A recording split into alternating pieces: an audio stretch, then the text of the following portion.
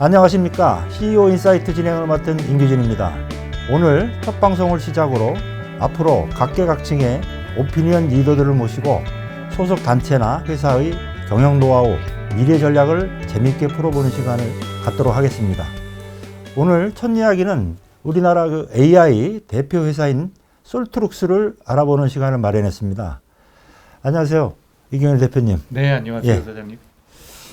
먼저 일론 머스크 회장이 최근에 인간을 넘어선 AI가 내년이면 나온다고 얘기를 해서 화제가 됐는데요. 대표님은 인간을 넘어선 AI가 실제로 나올 수 있다고 보시는지요?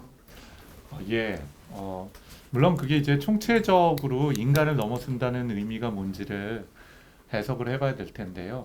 통상의 우리가 생각하는 인간보다 뛰어나다, 통상의 평균 인간보다 너무 잘한다 하는 거는 어쩌면 빠르면은 뭐 10년이 될 수도 있고 늦어도 20-30년 안에 올 수 있다고 생각을 합니다. 인간을 뛰어넘는 기계 또는 인공지능에 대한 얘기를 나오면요. 반드시 나오는 사람이 레이 커즈와일이라는 사람이에요. 레이 커즈와일. 예, 이 사람이 9년 전에 이제 미래 비전을 제시를 해서 인간을 뛰어넘는 기계가 나타난다고요. 예. 네. 그때 이제 예견을 했던 거는 2045년 무렵이었습니다. 그렇습니까? 네. 예. 그런데 제가 그때는 뭐라 그랬냐면 이거 거짓말이다. 말도 안 된다. 2045년까지 어떻게 인간을 뛰어넘는 기계가 나올까라고 생각을 했는데 심지어는 저는 그 사람을 약간은 절반은 사기꾼이라고 생각했거든요. 네. 근데 요즘 생각해 보면은 오히려 2045년 되기도 전에 적어도 글쓰기, 노래하기, 그림 그리기 등과 같은 거의 대부분의 지적 노동 부분에 있어서는 네. 인간 수준 혹은 인간을 뛰어넘는 수준이 될 가능성은 대단히 높아졌다고 생각합니다. 그럼 대표님 그 영화 터미네이터에 나오는 네. 그런 시대도 뭐 충분히 기계가 지배하는 시대 가능하다고 할 수 있는 거죠?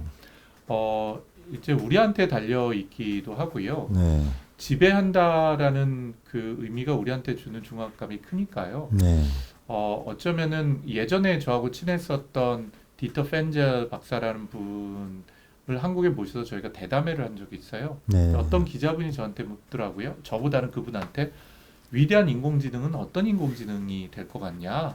이게 벌써 한 13년 전 얘기인데요. 네. 그분 표현이 제가 지금도 굉장히 공감합니다. 그건 invisible AI다. 눈에 보이지 않는.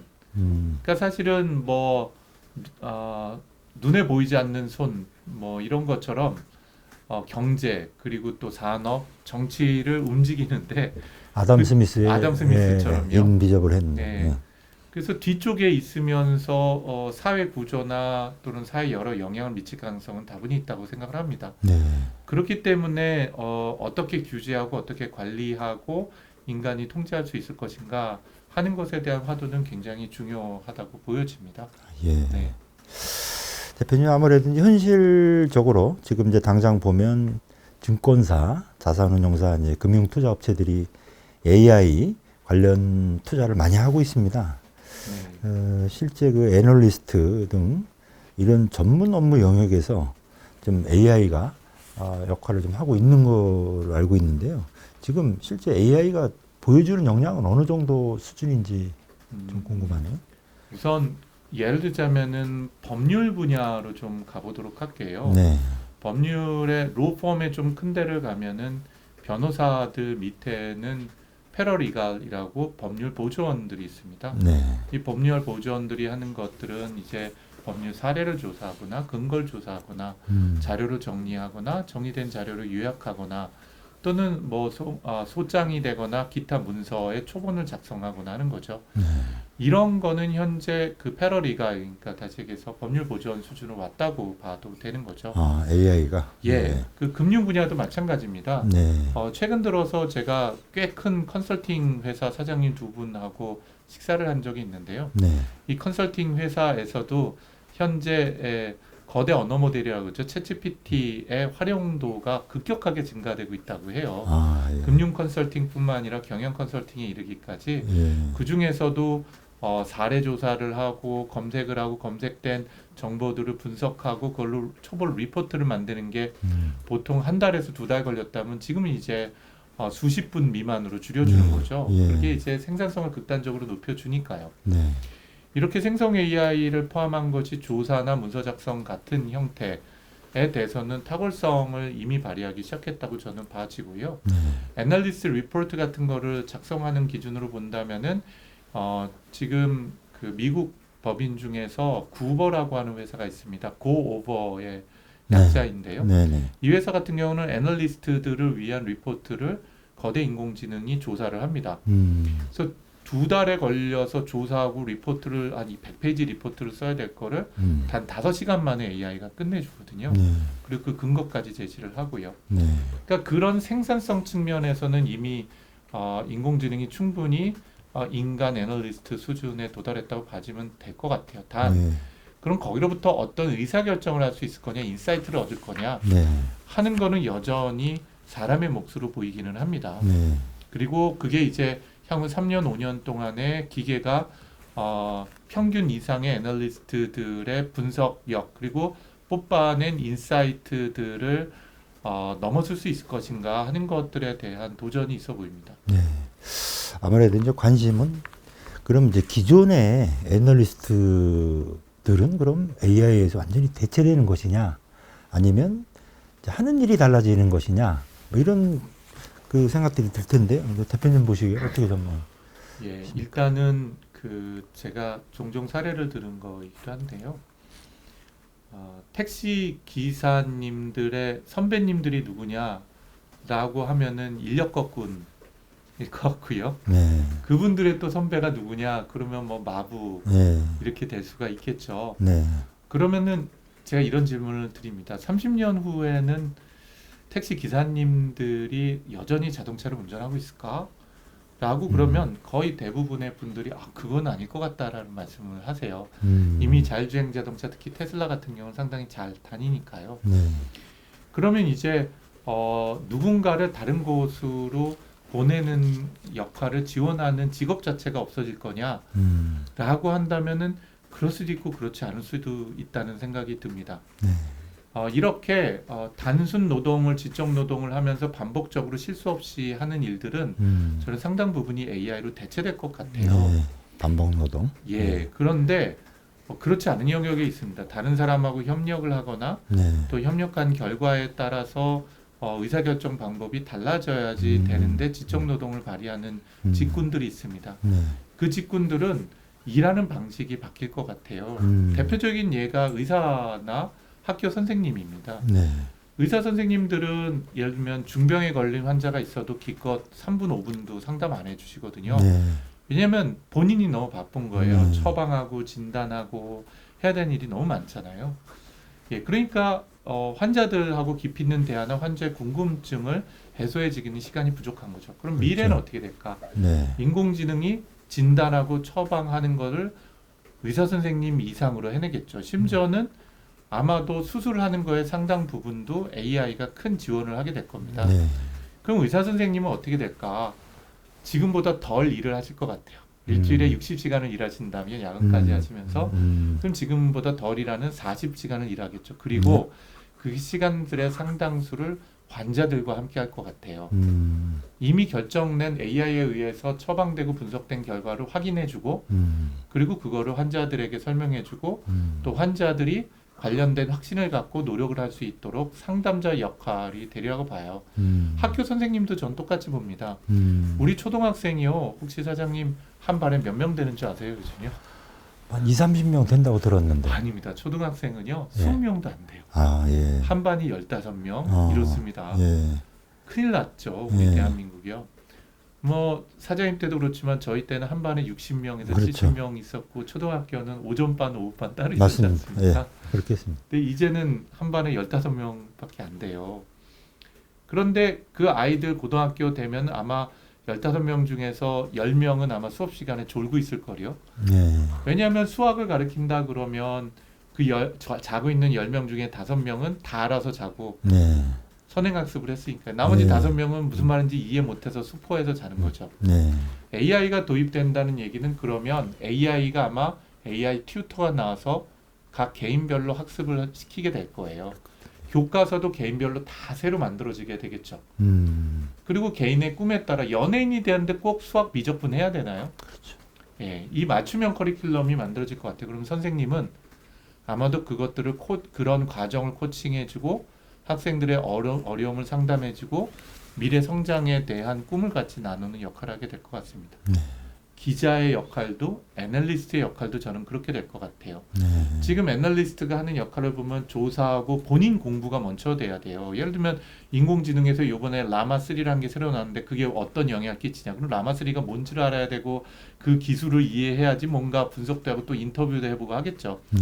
이런 노력의 절반 이상을 AI가 대체해주면 이제는 그걸 조사한 거를 내용을 이해한 다음에 거기서 인사이트를 뽑는 일 그리고 전망을 하는 일에 더 에너지를 쏟게 되겠죠. 결국은 기존에 해왔던 일 중에서 기계가 할 수 있는 일들은 AI로 상당 부분 대체되면서 네. 아마도 사람은 사람이 더 잘할 수 있는 일에 집중하는 형태로 업무 분장이 되고 협력이 될 거라고 생각합니다. 한마디로는 이미 사장님께서 말씀하신 것처럼 일하는 방식이 바뀌는 분야가 금융 애널리스트 부분일 거라고 전 생각을 해요. 반면에 상당히 많은 부분은 AI에 의해서 아예 대체되는 부분도 존재할 가능성은 크다고 보여집니다. 네. 그래서 뭐 그 최근 뭐 기사에서 본 가운데 이제 AI가 사람을 대체하는 게 아니고 AI를 잘 다룰 줄 아는 사람이 그렇지 않은 사람을 대체한다. 그게 그렇죠. 정확한 얘기겠죠, 대표님? 예, 저도 똑같은 얘기를 합니다. 네. 금융권에 가면은 그러면은 저희가 AI에 의해서 대체됩니까? 또 기자님들도 그런 얘기를 하세요. 미래에는 인공지능 기자가 제 대신에 취재를 다 하겠네요. 그러면 제가 그게 아니라 인공지능을 다 잘 쓰는 다른 기자님이 예, 결국은 기자님과 경쟁자가 될 것 같네요. 뭐 이렇게 표현을 하죠. 예. 네. 우리 솔트록스는 이제 금융사에 체포 서비스를 제공하고 있는 걸로 알고 있습니다. 네, 네. 지금 금융 업무에서 지금 AI가 어느 정도까지 지금 저 일을 하고 있는지 궁금합니다. 네. 저희 회사는 솔트룩스 본사뿐만 아니라 자회사를 7개를 보유를 하고 있는데요. 예. 그 자회사 중에 하나는 또 다이퀘스트라고 하는 꽤 규모 있는 회사가 있습니다. 네. 이 두 회사가 금융권에서 하고 있는 걸 보면 일단 가장 큰 영역은 콜센터나 예. 고객 상담 부문입니다. 네. 현재 콜센터만 하더라도 굉장히 많은 인간 상담원들을 고용을 합니다. 네. 예, 뭐 적게는 2,000명에서 많게는 뭐 3,4,000명 이상을 고용을 하거든요. 네. 그런데 아시는 것처럼 이 인건비는 지속적으로 증가가 되는 거죠. 네. 그래서 AICC라는 분야가 있습니다. 그런 인공지능 AI가 컨택 센터를 운영을 하는 것을 의미를 합니다. 네. 특히 금융권 부분에서는 아주 정확한 상담을 해야 되기 때문에 기술이 굉장히 중요하죠. 네. 여기에 챗봇도 들어가 있고 콜봇이라는 서비스도 들어가 있어요. 콜봇은 인공지능이 전화를 대신 받거나 네. 아니면 인공지능이 아예 전화를 합니다. 네. 예를 들면 고객님 오늘 어떤 상품 가입하셨는데 이런 설명 들으셨나요? 라고 AI가 전화해서 확인까지 받는 역할을 하기도 하죠. 네. 또 다른 것은 위험 예측하는 데도 사용이 됩니다. 저희 고객 중에 하나는 차주 부도 시스템 예측 시스템이라 그래서 예를 들면 각각의 투자한 고객들 그리고 또 채권들에 대한 리스크를 분석하는 데도 사용이 되고 있죠. 국내에서는 많이 활용을 하고 있지 않지만 미국 중심으로는 투자 부분에 있어서는 거의 AI가 중심에 있다고 해도 과언이 아닙니다. 네. 특히 헤지 펀드들은 퀀트라고 하는 데이터하고 기계 분석을 하는 부분에 인공지능을 도입한 AI 퀀트를 가지고 네. 절대적인 그 수익성을 내고 있습니다. 이런 분야가 금융 분야에서 가장 큰 영향을 주고 있고 현재도 이미 시작이 된 미래라고 볼 수가 있는 거죠. 네. 콜센터 같은 경우는 이제 그 고용이 좀 많이 이루어진 분야인데 조금 이제 그분들은 그럼 또 어디 가서 또 일을 하셔야 되는데. 그래서 이게 이제 저희는 문화와 정책과 연관이 깊다고 보는데요. 네. 사실은 국민은행과 국민지주사에서 콜센터를 인공지능화 시키는 작업을 지난 2년 동안 하셨어요. 네. 상당히 좋은 성과를 내셨는데 음. 여기에 들어가 있는 것도 저희 회사 기술들이 들어가 있습니다. 네. 근데 그러다 보니까 이제 인원을 줄이게 되셨던 거예요. 네. 그러니까 AI가 대신 응대를 하니까 실제로 30% 이상 그 콜센터로 연락 오는 게 줄었다고 하더라고요. 그러면 인원을 30%를 이제 줄이고자 하는 이제 경영진의 욕구가 생기는 거죠. 비용을 절감하면 그만큼 이익이 생기는 거니까요. 그래서 작년도에 은행에서 그런 시도를 하셨다가 바로 철수를 하셨어요.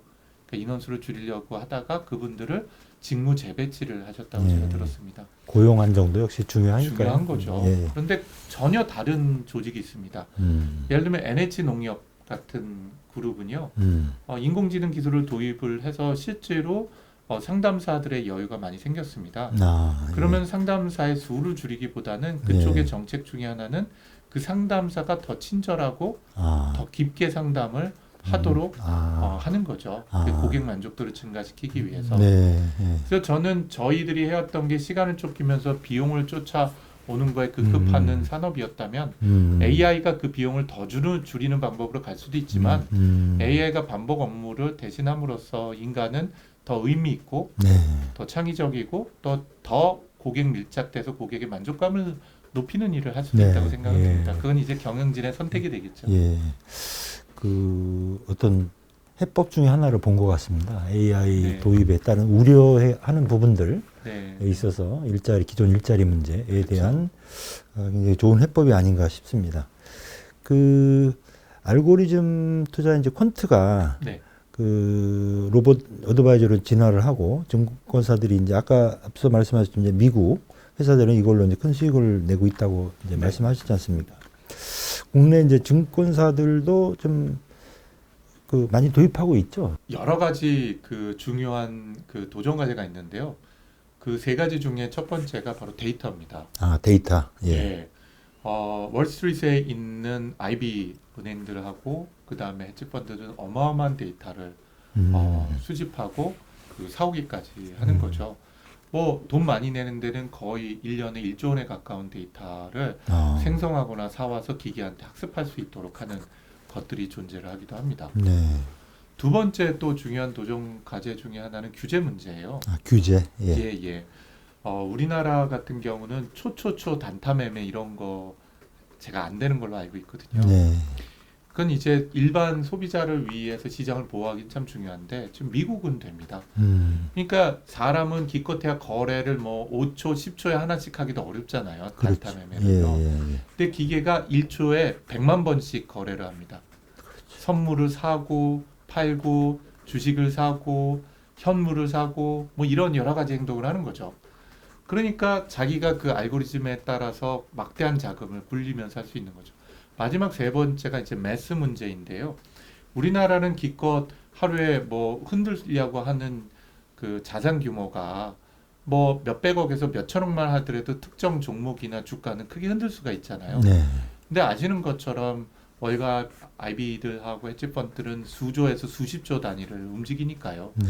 그러니까 그분들의 전략이 기계에 의해서 작동되도록 만들어내는 것이 한국 기업이 이제 감당하기 힘든 도전 과제들이 있는 것 같아요. 네.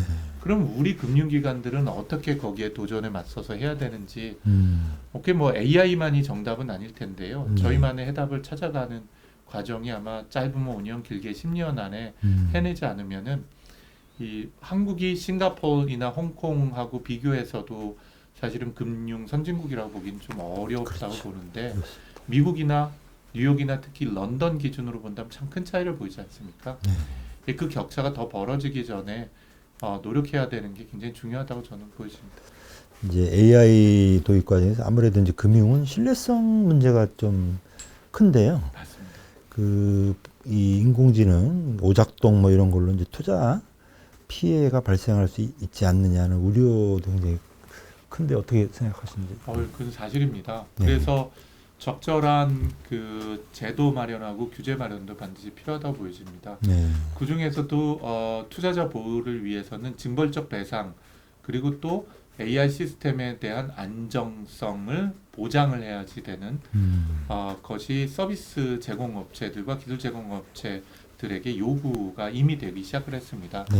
지난달에 그 유럽에서 EU 커미션에서 AI 액트는 우리로 따지면 법률 정도가 되겠죠. 네. AI 액트라는 그 유럽 전체의 법률이 통과됐습니다. 아, AI법이 네, 통과됐군요. AI법이 통과가 됐고요. 이제 이게 시행령으로 이제 나와야 됩니다. 각 예. 국가별로요. 예. 그러니까 EU 전체의 AI법은 통과가 됐고요. 네. 이제 각 국가별로는 시행령을 만드니까 네. 이제 시행령을 각 국가에 맞춰서 이제 진행이 될 예정입니다. 네. 이 AI 액트의 핵심이 그겁니다.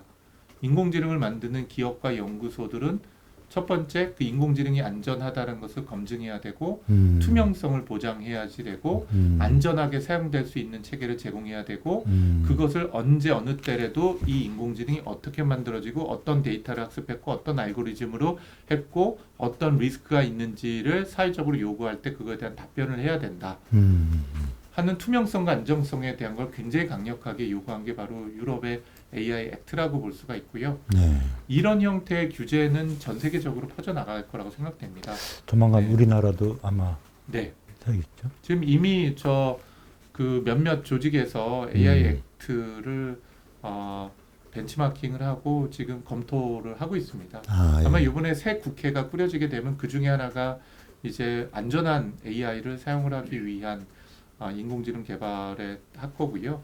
국내 연구도 시작을 했습니다. 과기정통부 중심으로 해서 보다 안전하게 사용할 수 있는 사회성과 윤리성을 가지고 있는 인공지능 만드는 연구과제가 또는 그 대규모 연구가 시작이 됐고요. 네. 그 연구 책임자가 접니다. 예. 제가 카이스트 서울대 대학 교수님들과 네. 함께 이 사업도 해서 보다 안전한 인공지능을 만들도록 기여를 해야 되는 책임도 느끼고 있습니다. 네. 그 방금 이제 그 문제와 이제 함께 이제 이게 이 금융 정보라는 게 굉장히 민감한 정보인데 또 네. 개인 정보가 들어가 맞습니다. 있고 이제 보안 이슈가 큰 것 같습니다. 그래서 네네. 이 국내 이 AI 업계의 이 현황이 어떤지 이 네네. 이슈에 대한 일단 현재 그 AI 업계에서 가장 민감한 법적인 주제는 두 가지가 있습니다. 하나는 개인정보 보호고요. 네. 그건 한국뿐만 아니라 미국과 유럽도 마찬가지입니다. 네. 전 세계에서 유일하게 개인정보 보호에 대해서 관심이 없는 국가는 중국입니다. 예. 중국은 오히려 개인정보까지 다 걷어다가 정부 주도하에 인공지능한테 학습시키고 있거든요. 나름대로 또 중국의 경쟁력이 될 수도 있겠네요. 중국의 경쟁력입니다. 전 예. 세계에서 얼굴 인식을 통해서 개인 인식을 제일 잘하는 기술을 가지고 있는 나라가 중국입니다. 앞으로 의료 이런 것도 중국이 그렇죠. 네. 모든 의료 지금 우리 같은 경우는 의료 데이터 함부로 네, 못하죠. 네. 근데 중국은 네, 얼마든지 다 그죠. 줍니다. 그래서 중국은 정부 아시는 것처럼 AI를 포함한 빅테크 중국 빅테크 기업들의 최대 주주가 공산당이거든요. 그렇습니까? 그럼요. 뒤에서 다 조정을 하니까요. 네. 그러니까 그렇게 보고 그 정부가 수집한 데이터, 의료 데이터, 민간 데이터를 다 빅테크 기업들한테 주고 있습니다. 미국은 그게 두려운 거고요. 네. 어쨌든 상황은 그런 상황인데요. 어쨌든 중국을 제외하고는 전 세계에서 개인정보 보호를 강화를 시키려고 노력을 많이 하죠. 그래서 개인정보를 비식별해서 학습해야 된다. 뭐 문서는 막무한데 거기 개인 주소랑 전화번호나 이름 같은 거 들어있으면 그걸 비식별화를 하랴. 예, 지우고 나서 학습을 시켜라. 뭐 이런 것들 아주 강하게 요구를 하는 게 첫 번째고요. 그리고 두 번째 법률 부분에 있어서 민감한 건 저작권법입니다. 사실은. 그건 이제 언론 부분도 마찬가지죠. 언론사들이 만들었던 그 많은 컨텐츠들을 무작위적으로 인공지능이 학습했을 때 가져올 수 있는 여러 이제 부작용이나 어려움이 있을 수 있겠죠. 그래서 지금 전 세계에서 가장 큰 AI 조직인 오픈 AI하고 마이크로소프트가 여러 개의 지금 소송에 휘말려 있거든요. 이런 저작권법에 해당이 되는 게 현재는 법률적으로 민감한 주제라고 두 가지를 볼 수가 있는데요. 최근 들어서 이제 본격적으로 연구되고 시장이 커지고 있는 게 개인정보 보호와 그 다음에 저작권을 넘어선 바로 보안과 안전에 관련되어 있는 겁니다. 쉽게 얘기하면은 인공지능을 해킹할 수가 있거든요.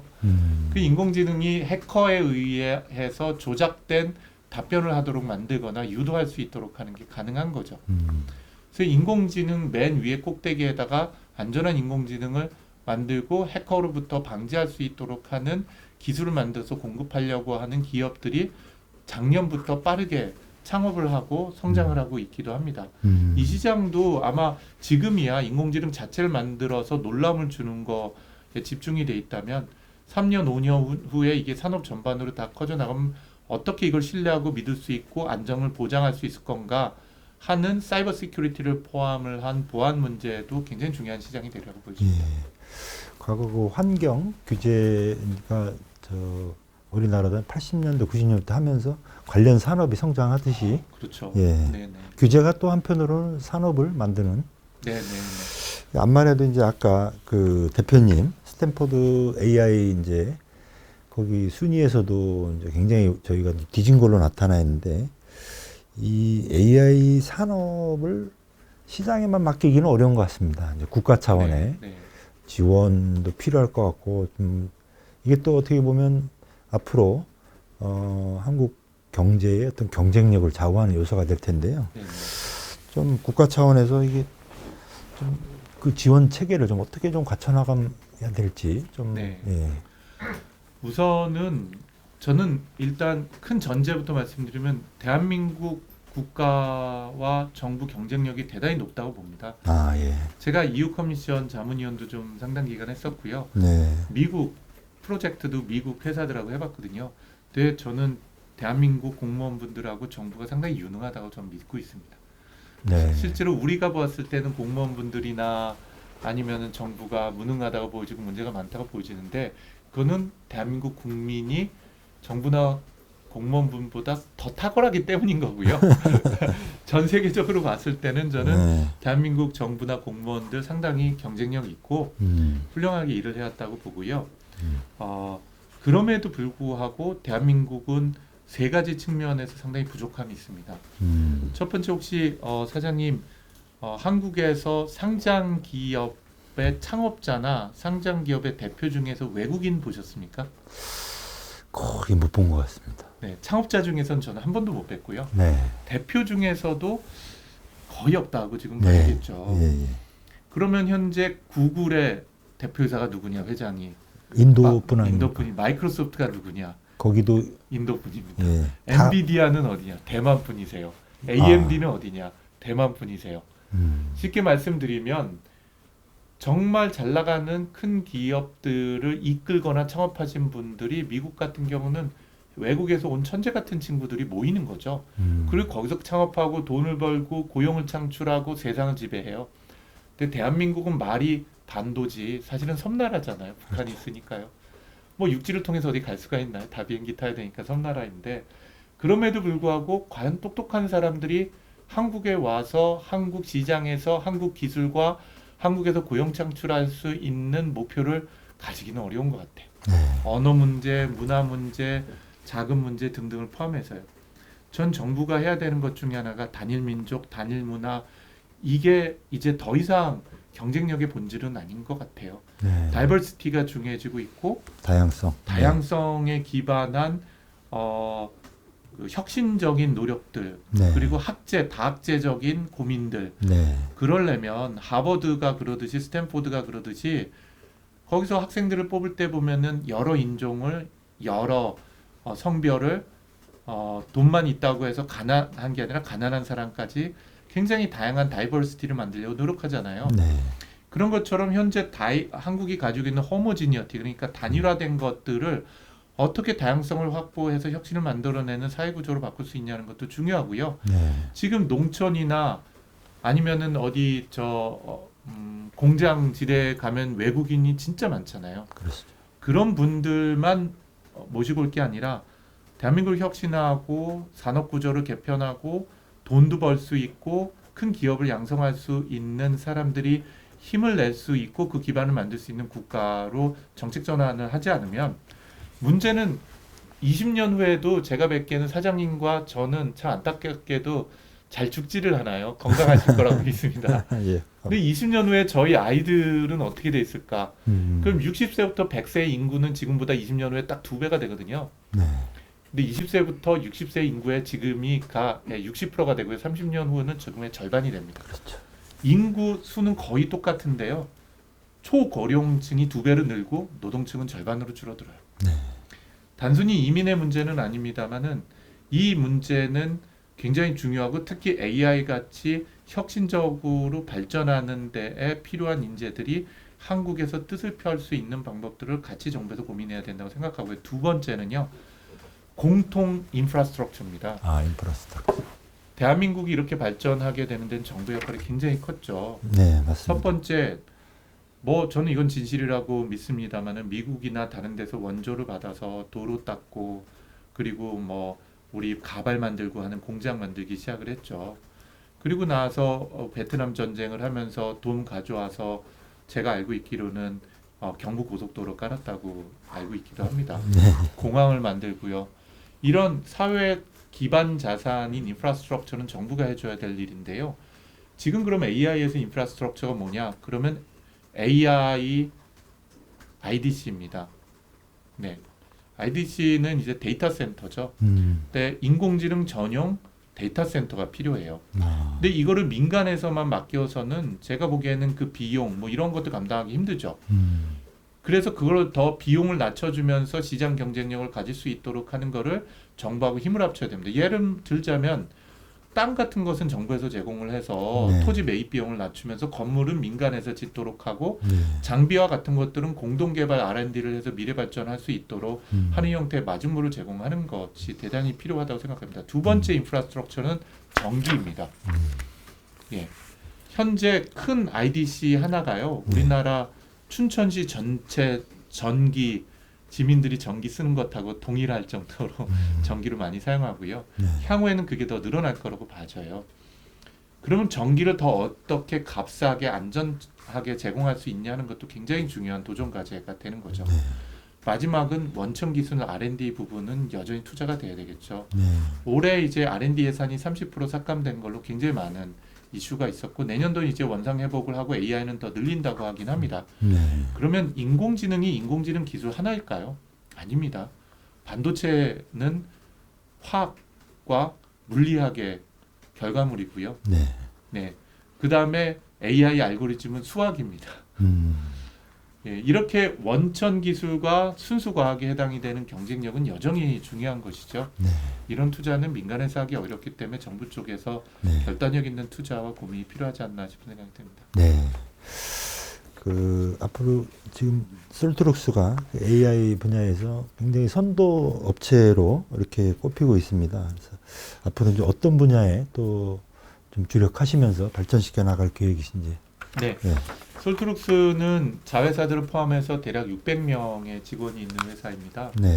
네, 그 중에서도 인공지능 원천 기술인 루시아라고 하는 자체 LLM 모델을 가지고 있고요. 네. 또 국내에서 가장 큰 마켓쉐어를 인공지능 콜센터 운영 또는 정부 쪽에서의 민원 상담하는 부분을 네. 담당을 하고 있죠. 네. 저희는 이걸 뛰어넘어서 이제 B2C 서비스 사업을 본격적으로 시작을 했습니다. 예. 기존의 비즈니스 모델이 B2B하고 B2G로 주요 기업 고객들과 네. 그다음에 정부 그리고 아주 특별한 이제 공공안전 분야를 저희 주요 사업 분야로 봤다면요. 네. 작년부터 본격적으로 시작을 해서 이제 B2C의 제 아이들과 저희 어머니께서도 사용할 수 있는 서비스를 인공지능 서비스를 내놓고 네. 본격적으로 사용을 하고 있습니다. 이미 네. 사용자가 10만 명이 짧은 시간에 넘어간 상태이고요. 예. 저희 목표는 내후년까지 전 세계 1억 명의 일반 사용자들의 매일의 삶 속에서 누릴 수 있는 서비스를 제공하는 기업으로 성장해 나가려고 합니다. 예. 네, 이 대표님 마지막으로 시청자분들에게 한 말씀 부탁드리겠습니다. 네. 인공지능이 많이 관심을 갖는 만큼이나 사회적 책임이 있다고 생각을 합니다. 솔트룩스도 24년 동안의 인공지능 한우물을 판 기업으로서 여러분들의 삶자리에서 그리고 사업에서 그리고 우리 아이들의 미래를 위해서 큰 변혁과 그리고 성장을 할 책임이 있다고 생각합니다. 오늘 이 기회에 초청해 주셔서 감사드리고요. 부단히 애를 써서 더 좋은 기업으로 발전할 수 있도록 노력하겠습니다. CEO 인사이트 솔트룩스 이경일 대표와 함께한 시간 어떠셨는지요? 저희가 준비한 내용은 여기까지입니다. 시청해 주신 여러분 고맙습니다. 감사합니다.